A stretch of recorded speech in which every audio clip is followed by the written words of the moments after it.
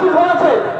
আজকে আপনি ওয়াকফ সম্পত্তির মধ্যে নন মুসলিমকে ইনক্লুড করছেন, হিন্দু ভাইদের দেবত্ব সম্পত্তিতে মুসলমানকে ঢুকাতে পারবেন তো? এই প্রশ্ন যখনই করেছে সুপ্রিম কোর্টে কেন্দ্র সরকারের পক্ষ থেকে যিনি আইনজীবী ছিলেন উনি বললেন আমাকে একটু টাইম দেওয়া হোক। তারপরে তিনি এসে আগে বলে দিল না না আমরা এই আইনটা এখন স্থগিত রাখছি। বুঝতে পারছেন? স্বাভাবিকভাবে আপনি মসজিদ কমিটিতে যদি আমরা একটা নন মুসলিম ভাইকে ঢুকাই কিভাবে পরিচালনা হবে ভাই? আর মন্দির কমিটির মধ্যে একটা মুসলিম ভাই ঢুকলে তার নীতি অনুযায়ী পরিচালনা করতে পারবে? এটা তো আমি সহজ যুক্তির কথা বলছি, যুক্তি বাদ দিন।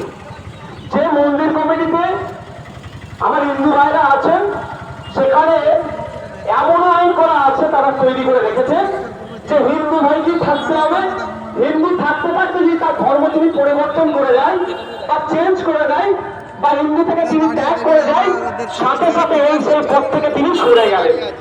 এটা আইন। আমার গাড়িটা ওই দূরে আছে, ব্যাগটা আনতে ভুলে গেছে, আমি এখন খুলে দেখিয়ে দিতাম, দেখবেন ভিডিওতে আমি খুলে দেখাচ্ছি।